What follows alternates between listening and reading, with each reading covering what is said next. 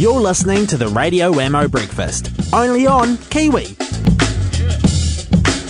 Bit of TV on the radio action now with Hamish Coleman-Ross from Throng TV, throng.co.nz/TV, and Hamish CR on Twitter. G'day there, Hamish. Good morning, Wammo. How's things? Good, man. So much to get through today. Gosh, another week of a TV and the news just start rolling on when we're talking about TV.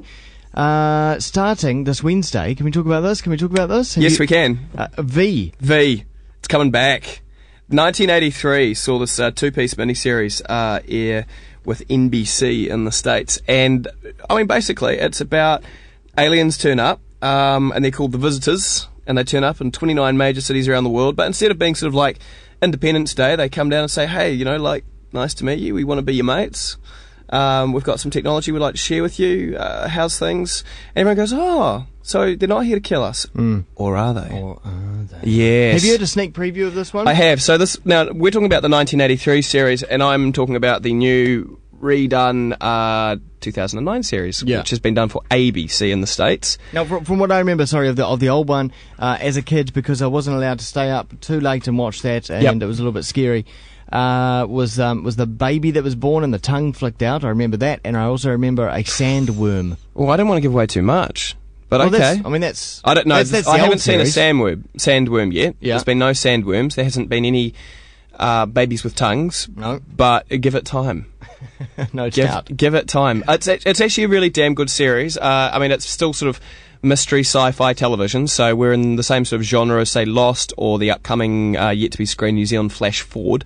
But I enjoy it. I enjoy it probably a lot more than Flash Forward, which hasn't screened here yet. But no, V is going to be really, really good. The first 4 episodes have played in the States. I know that they're going to take a hiatus and play some more next year, but I've been really impressed to see that TV2 has got their A into G and got this on so quickly. Literally, a month after it premiered in the States. It's good. It's very good. I think, where programmers are starting to listen over here a bit more. So that'll curb those dirty old downloaders. Yeah, it's dirty downloaders. You internet people, you make me sick.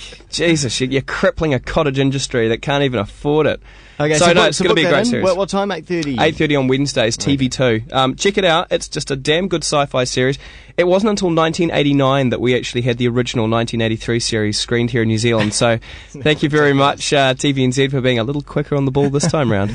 Talking about TVNZ, big milestone for them last week. Huge milestone. They actually was earlier in the month, but they celebrated 40 years of broadcasting, nightly news. Now, of course, back 40 years ago, the nightly news was not broadcast from up there on Victoria Street, over the road from the Sky Tower. Sky Tower was but a figment of people's imagination back then, a twinkle in the architect's eye. It used to all be broadcast from my hometown of Dunedin. Did it? Dunedin used to be Dunedin was the mecca of New Zealand television. That was where it was all done from. That's where a lot of stuff was made. Christchurch had a big studio back then as well, didn't it? Yeah, the Christchurch studio came about because of the Commonwealth Games, the 1974 Commonwealth Games, and facilities were needed to be able to sustain such broadcasts. It was a huge, huge thing. All the old lasting newsreaders came back. It was very interesting. Dougal Stevenson, who didn't continue was New Zealand's first newsreader and didn't continue as a newsreader because he didn't want to move from Dunedin to Auckland. He was in attendance, and he looked great. He looked like he was having a really good time, and they got them on breakfast to go and do some news reading and sub in and sub out, which was really, really fun. It was a real celebration, and I think in an industry like television news where, let's be honest, large egos, a lot of banter can go on. It can be quite a stressful place to work, I'm guessing. It was really nice to see them all just, together again and socialising and just enjoying the milestone for what it was. John Hawkesby, back in the corridors of TVNZ. I thought he had like a life ban or something, but no, he was there and he was having a great time. And everyone just kind of dropped the crap for a day and, really just enjoyed it for what it was. No Diordney, of course. No. No. That's a shame. But, because really, I mean, she was the shining beacon for the female newsreader. Well, she died. Yeah. I'm just saying. I think they mentioned her, Wammo, but come on, mate. It's, it's still a bit tender for some of us out there. Bring her back for one more. Bring her back. No, okay, well, she had a nice mention anyway, but yeah, no, it was very interesting, and it was really nice just to see all those folk together, and hey, you know what, congratulations, TVNZ. Another milestone, though. Yeah, over the competition. Competition that, your little organisation comes under the umbrella of... Media Works. Brent Impey. 20 years. He's been involved for 10, I believe, and he stood down. Resigned. Said it's time to move on. To hang up the CEO shackles. Now, in case you don't know, I mean, as CEO, I mean, he oversees TV3, C4, and then every radio station you love to listen to. Yep. None of those other ones. And, you know, what's really interesting about him leaving was that, you know, he was really instrumental in keeping together radio and television as an entity, as the private entity that it is, for Media Works. So him leaving, I think, signals potentially a separation maybe in the future. It's not a sure thing, because I know that he fought tooth and nail to keep those two together. Yeah, well, so they're going to have separate CEOs for TV and for radio. They are. So yeah, take from that what you will, I suppose. Who knows? Well, I think, you know, the road of Media Works or TV Works, you know, TV3 and C4 has not been a stable one. You know, it's been incredibly rocky. But they continue to fight the good fight, and I love the programming that they're coming up with. You know, just think of some of the things that we've got to be thankful to TV3 for. We've got Outrageous Fortune, which is just, you know, again, the pinnacle of great New Zealand drama at the moment. I know that you think it jumped the shark last week, but Jackie Brown Diaries, still loving that show. Oh, and Target. And Target, coming under a bit of criticism. Don't knock Target. 40 shows a year, old Target does. Shame on you. Shame on you. That's old Brooke. He's in Sydney at the moment, so we might be able to talk about him behind his back. I'm sure he'd be all right.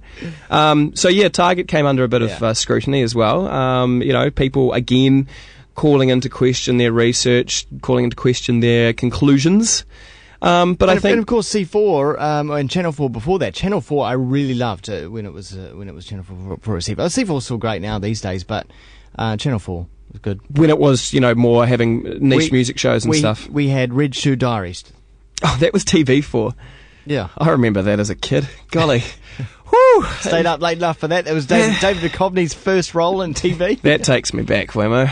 Oh, I don't know if we can talk about that on there. Steamy. Hey, talking of great programming on TV3, though, New Zealand's hottest home baking is coming up as a show. Yeah, what is this? This is fantastic. You know, like, I bitched a little bit about saying, you know, The Apprentice, was it a great idea to have it because, you know, it's a tried and true it's a format that we've just adopted from overseas, and the same with MasterChef and all this crap that we keep bringing on. I'm like, why can't we come up with our own great ideas like we used to? Yeah. Well, we have. Yeah. New Zealand's hottest home baking, and it's a competition, and all they're going to do is get out your doilies, you know, get out the little. Oh God, I'm such a terrible man in the kitchen. You know, the cupcake, the muffin trays, and the cupcake holders, and everything like this.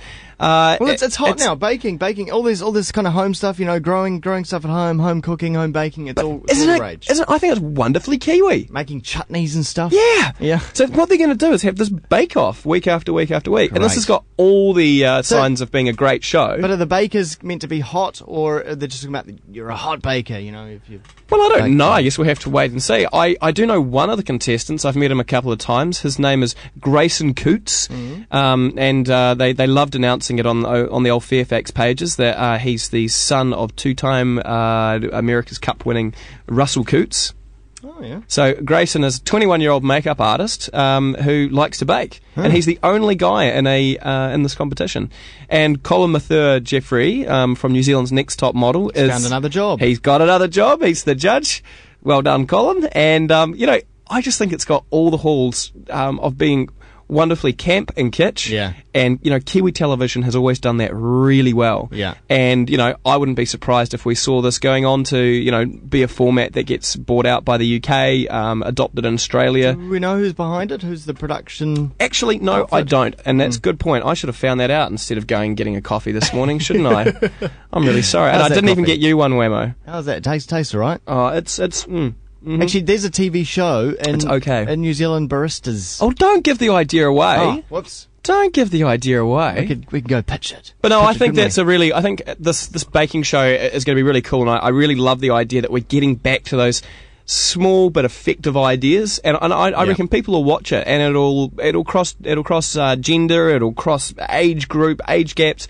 Finally, something. If We'll be rooting for a baker, won't we? you can sit down and watch it with your nana. And when was the last show that you could say that you could sit down and watch with your nana? It's not going to be some Hell's Kitchen expletives in the bake-offs, is it? No, I don't think so at all. I think it's going to be a great show. I'm really looking forward to seeing it. Roll on with it, please. Good-o, all right. Oh, when's that on? That's starting next year. But it's going to go directly in competition, I think, with MasterChef. Well, maybe not directly, but it will be competing with the MasterChef crowd. And I think what a fantastic initiative. Well done, people. All right, that's another episode of a Bit of TV on the Radio with Hamish Coleman-Ross. You'll find him at throng.co.nz/TV and on Twitter, twitter.com/HamishCR. See you next time.